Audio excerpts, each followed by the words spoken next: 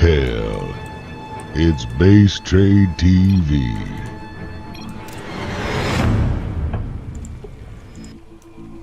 Tied up 3-3. It was Impact's map choice. He had last map pick, and he goes with New Polaris Rhapsody. Big props to him, as this is the lava hype map, guys. Raise your lava, raise the map's lava. You'll see the timer here in the top right. If you've never seen this map before, we'll discuss it in a moment, but for now, spawning in the lower right corner of the map on game number 7. Tied up now 3-3. It's going to be the Red Zerg player from Axiom, Impact. In the top left, as the Purple Terran, it is Millennium's Daishi. I want to give a big thank you to Zombie Grub again for casting with me today, guys. You have to understand she's actually not at home in her comfort zone. She still made the effort to come out and join us for the show match, so it's pretty awesome to have her here, and I want to thank you again for joining me for all 7 of these amazing games. Problem. Now, oh, sorry. Never mind, go ahead. Oh, I was just going to explain the lava real quick. For those who haven't seen it, because it's a map that's been rarely played, you've probably seen it in Shellcraft from time to time, or the Team Liquid map making competition, or our various show matches in the past. But to explain this map is a quick thing. In the top right, you'll see the timer, guys. Every 5 minutes, for I think it's like 5 or 10 seconds, lava will rise throughout the middle part of the map, and that's only the low ground here. So your high ground here is safe, anything up a ramp is safe, and anything that touches the lava dies, just straight up dies. So if you got Lings, you got Marines, you gotta get them out of there quickly. And there's an announcement too. There's an audible announcement that says, like, warning, lava surge incoming. If you've played the Wings of Liberty campaign, you know exactly the mechanics of this map. Now what's cool is this is both combination had no effect on players throughout courses of games being played, and also determined matches. Snoot versus Bunny. Bunny lost his whole army to lava. That was really unfortunate. But then we had Bly versus Puck, and Bly just built a Nidus Swarm and completely circumvented the lava. So this map, it encourages some interesting gameplay, to say the least. Nidus Worms are so good in this map. There's just so much dead space. Yeah, I mean, this main down here to the south is just absolutely awful to try and cover.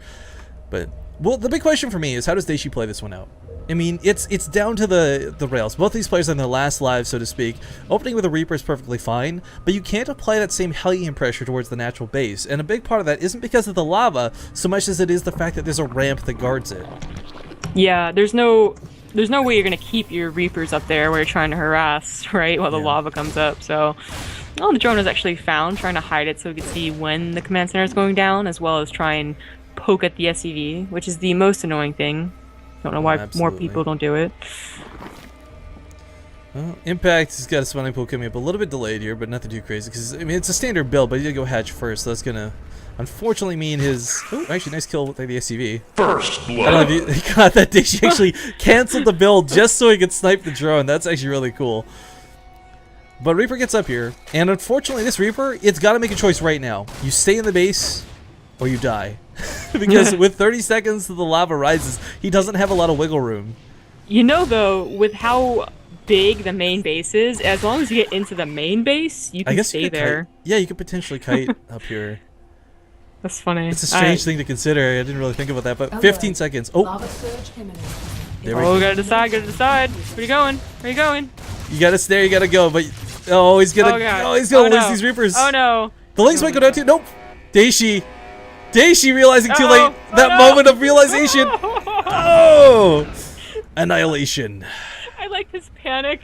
You can see that too. The Reapers are like, where do I go? What do I do? Where do I go?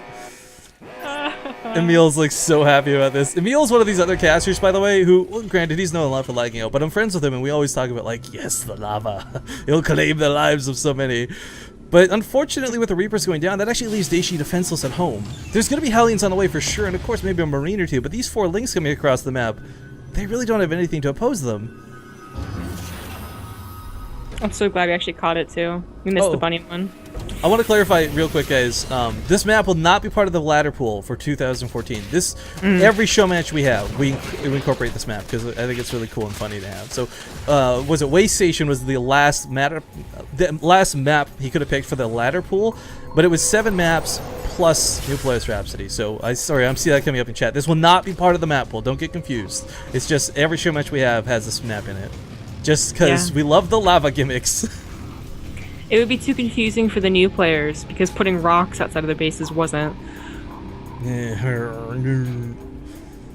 Dude, actually, so What's that other? We need to try using the other one sometime that told us guys for Shoutcraft. The one with the bridge. I can't Oh, the remember what it's bridges? Yeah. we should throw that one into the next one. That'd be kind of cool to see. But engineering base coming down for Daishi. Thing is, he may have lost his Reapers, but for Impact to get map control in this one, it's not impossible because it does, the lava doesn't kill the creep tumors. Huh? There? Huh? It does not kill the creep tumors. Rifkin will admit that this time. Good job. But beyond that, it's not like you can roam the map with lings. It's not like you can have queens pushing out relentlessly. I mean, if your queens are spitting creep in the middle of the map, there's no way they're getting home in time if the lava's about to rise. So for Impact, he's definitely, like, those lings. He knew the lava rise was coming. He's definitely probably prepared for this, being on Axiom and all. So I think as far as map picks goes, this is actually making a lot more sense to me that he picked this rather than Way Station. Pick a map that either both of you don't know, like Way Station, or pick a map that you at least know, like New Polaris Rhapsody. Yeah. That's a good point, because I was thinking Impact wouldn't know this map too, but Axiom players play all the types of weird stuff, including Starbo. Yeah, actually Starbo's pretty cool. People have been... There's been interest, I'll say this real quick, there's been interest for Starbo matches as a show match, but nobody's donated money towards one. So I can't rightfully justify spending someone else's donations on a Starbo match, but if there are Starbo fans out there, it's worth noting, I would absolutely run a Money Peak show match on Starbo if we had the money for it. Impact is going to go for earlier mutas again, which I like. I'd have to go back and watch the replays, but it seems like every time he's gotten those later mutas, he's lost. But anytime he can get mutas when Daishi doesn't expect it, he wins.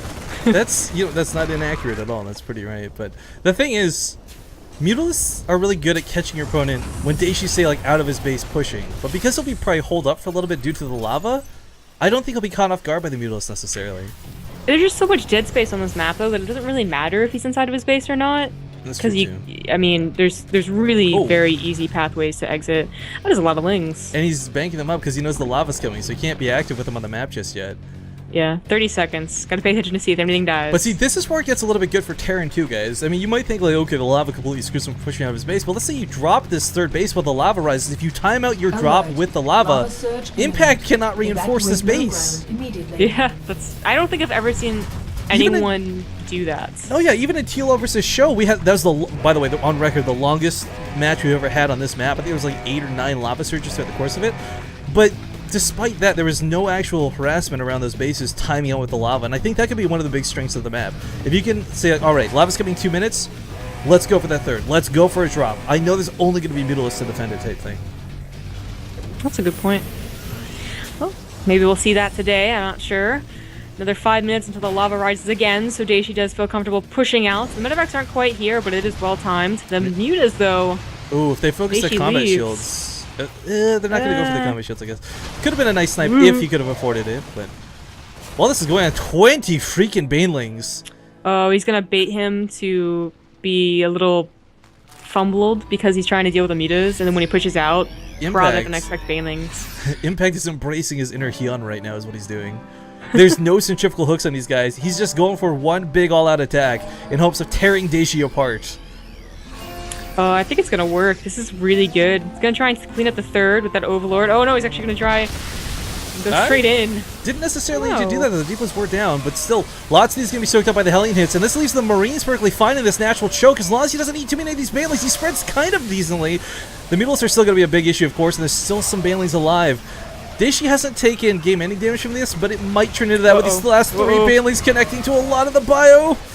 Oh, the SCVs actually not the best hits that I thought, but still really good. Daishi now at half supply. If these reactors were already finished, this would be way different, of course, but we'll pick up a couple of the Banelings as they finish up here. 21 SCVs dead at this point. Marines trying desperately to clean this up, but there's still 3 minutes to the lava surge. Daishi's not safe just yet. A very awesomely awkward turret will actually keep those Mutalisks at bay for now, but his production will eventually clean this up. 3 command centers, he should be able to make up these 30 SCVs lost, especially through mules, but at this point you're bleeding as a Terran player. Just 30 SCVs is a really good amount to actually get you into a winning position, like where mules can barely help you out. Impact's not giving up that though, so he kills all the mules. That would have helped him so much. Actually, all of them survive. Strangely enough, yeah, because you lose some SCVs, whatever, but the mules are the powerhouse when it comes to economy. Daishi needs to replace the Swallow though, even if it's just a bunk or something temporary you can salvage for later. Because the more he lets Impact, well, I mean, Impact's not gonna fall up now, but if Impact after the next Lava Surge comes for Wave 2, and there's still no full wall off, Daishi could be in a lot of trouble. I'm surprised that Impact didn't go for round 2. Honestly, you know, more Banelings there. I think in the back of his mind he was tentative about the lava though. He didn't know how long that fight would last. Because he didn't make a ton of units behind that, right? Like he already had his drones. He didn't need to drone up or anything like crazy. But he will expand towards a 4th while this is going on. Daishi, if he had those medevacs still alive, might be able to provide a bit of counter pressure. Yeah, Impact really did get, I think, just enough SCVs to really put him in a position where Daishi... It's a position of power, to say the least. It is, yeah. If he goes like 15, Daishi can actually probably counterattack and do pretty well. But 30 is a really good number. It makes up for the fact that Impact got a later 4th. His upgrades were kind of late, so he didn't have speed for a very long time. It was just enough damage, really, to really make up for Impact's choice. Middle's gonna sweep by again. This turret, I mean, the turret placement's kind of cool. It helps make up for that awkward dead space, but as we see, it's not gonna exactly stop the Middle dead in their tracks. Focusing on the reactor, wants to make sure only one medevac comes out instead of 2. Oh, another lava surge. Oh, if there's anything on the fields. Yeah, nothing that's really gonna be in danger. Maybe a drone transferring a queen. Oh, this queen. Rest in peace, girl. Sacrifice to the lava god. Impact comes from a primal tribe, where they for good fortune around the summertime season, sacrifice queens of the most beautiful nature and the youngest daughters. Aztecs, anybody? Anybody? Okay, anyways, Marine's gonna try and clean this up. There's some creep here, which is a bit of an... Oh, let's not be honest. It's more than a nuisance. It's a huge problem, because the command center is gonna take a long time to land. And it's already late because of what it had, because of that attack. It had to actually build up the SCV count before flying off. It's now 47, which... You know, the economy, though, is not that bad. The mules have really been helping even this out. They have. It's just Daishi needs to hold off another attack fairly well. How many and if he Banelings doesn't, it's only 12 Banelings. So he could technically do this with 2-2 or 2-1 in his favor. I think he could. Wait, did he intentionally skip over to armor upgrades? I guess he did. Oh, maybe not. Okay, he's not going to be expecting this either, so he's not going to, be split or anything. Well, he is pre-split a little bit decently here. I did ask Daishi, by the way, if like turning off Game Heart was helping, and he said it seemed to help a little bit. That could have just been like the placebo effect from winning a game, but hopefully he's not actually suffering from lag. That's what I'm guessing the pause might be for. Again, guys, they did both agree to play on NA, as it's the middle ground between these two servers, well before we played today. Game resumed. Anyways, there's a decent amount of Banelings out here. Does he have some Trifle hooks yet? He does. So rolling into this even off of creep will not be the worst engagement in the world. Daishi, like I said, he's pre-spread through this. Can he handle this, though, is the big question. Widowing goes off on the Mutalisk instead of the Banelings, unfortunately, and this base just gets swamped. Mutalisk is going to kill anything that tries to lift off and run away, so SCVs will have to repair. Daishi's got about a 3-minute window of opportunity, though, and... Oh, Emil. Not now, Emil. Not now, Emil. Okay, he's gone. Daishi, I don't know if he can save this, though. It's going to be rough. Marines are coming en masse. He loses a lot of SCVs to those Baneling hits, though. Up to 49 workers killed now this game. If he had saved those SCVs, actually, I would say that was actually really good and definitely start to come back into this game, but it was actually pretty okay for Impact as well, who's now on 4 bases, could probably afford a 5th. Daishi's got level 3 weapons finishing up, though, too. So this... Impact's only... He's skipped his armor upgrades as well, funny enough. Daishi is going to shred these Banelings to bit. If they have no armor, they just don't stand a chance. Look at them, what the hell? What are you doing with the Banelings? I don't know, late Banelings, I guess. Now, the scary thing for Daishi that we have to consider right now is if he leaves his whole army up here in the lava surges, he won't be able to respond to the main. He'll have to rely on production. And I don't know a single Terran player in the world that says, you know what, I like relying on production. That sounds like a good thing to me. This could really be tricky. I feel like Impact would be the player to go ahead and intentionally make Daishi go across that lava. I think so as well. Now, the nice thing here is, while he's getting these bases set up on the sides of the map, guys, these are parts of the map that are safe from the lava. These are the parts of the map you can run around the sides while the lava comes down the middle of the map. So you can start working a little bit more into chipping away at Daishi here. But a couple of these Mutalisks are low. Ooh. He's can't really quite chase him down, though. And not because of the lava threat or anything, but you just can't chase Mutalisks. They're too fast. Yeah, they are. Looks like Impact has just simply forgotten about his +2 Carapace. He's getting Carapace for his Midas, so definitely looking to invest in them as the game goes on. A couple turrets will help deter this. It's such an annoying amount of needles, so 31 is hard to engage no matter how you look at it, even if you've got a Thor in the mix. Yeah, it's just Magic Box over it. Daishi gonna throw down more missile turrets, because you know what is nice is that it is one line of missile turrets to take care of your production line. Oh, I just realized there's no wall off at the front now, too. Not that's gonna matter for 30 seconds as the lava surge is about to come. Daishi's gotta be careful, though. He can't get too greedy with this. Oh, He's no. gotta pay attention to that timer, and I think he is. He knows Okay. what's up. Okay. Now, he set up a pretty nice defense here at the third while this was going on. This is kind of critical, because if he loses this base, his economy will not be able to keep up with Impact. He's on 5 freaking bases. He was on 80 workers. Oh my goodness. Those mutas, they're gonna go back in here. The missile turrets, they buy time, but that is it. I think this was very much intentional, though. He's hoping Yeah. Daishi would be out of the base when the lava surge came in. This is what I love. Seeing a player actually time out with that lava surge is cool. And oh, the starboard's gonna burn! Oh, the STV! Oh no, just barely misses it. But okay, the lava subsides, and now players have about 5 minutes of open opportunities again. This is why we see Impact starting to move all these Zerglings up towards the north. He knows how critical this base is for Daishi. I almost wonder, like, would you want to make this a planetary? Because of how exposed it is? I don't mean the one it's building, but I mean if you were taking a third on this map, I guess less to worry about, maybe? Whatever. Anyways, Beetle's going to take a bit of an awkward engagement here for Daishi. Does lose a couple, but really not too many. Level 3 weapons, level 2 armor for our Terran player. Ooh. Ooh, Daishi's got to be careful. Oh, he can't chase those mutas. I'm surprised that Impact didn't go in there right now. Was Daishi just going to go for a count? Oh, okay, never mind. What is he... Why is his army over there?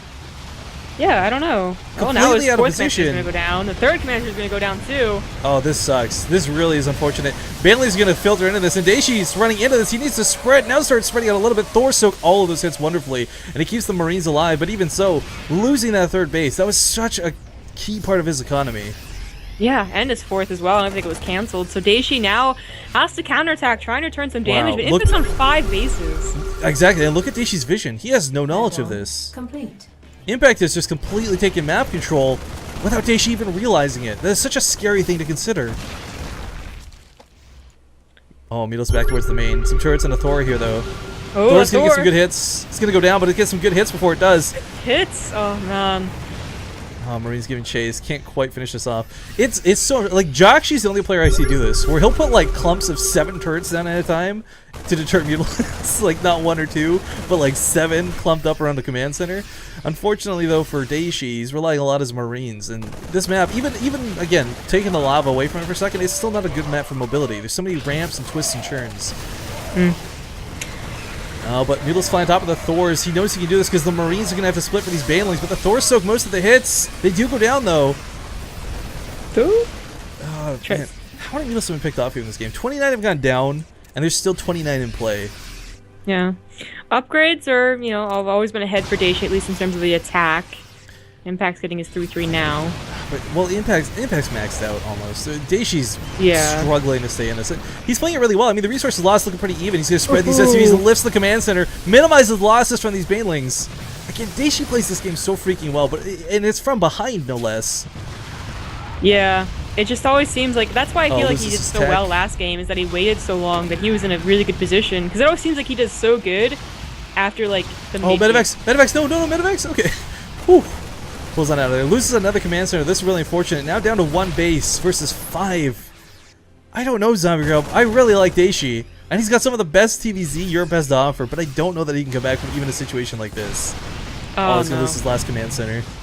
Yeah, that is literally his last command center. There's no third. That was his natural, and he lost his main. Well, he's finally managed to catch Mules kind of on both sides of the river, so to speak, but that may not matter. Impact just needs to make a ton of Lings and Banelings behind us. He's on his way to 3-3. He's got Chitinous Plating on the way, so Ultros will be an option. And Daishi doesn't have the economy to swap into Marauders. Oh no, he doesn't. Alert. Lava surge. Yo, this is... Evacuate low ground. Okay, at this point it's really one-sided, guys. Let's be honest, we all know this.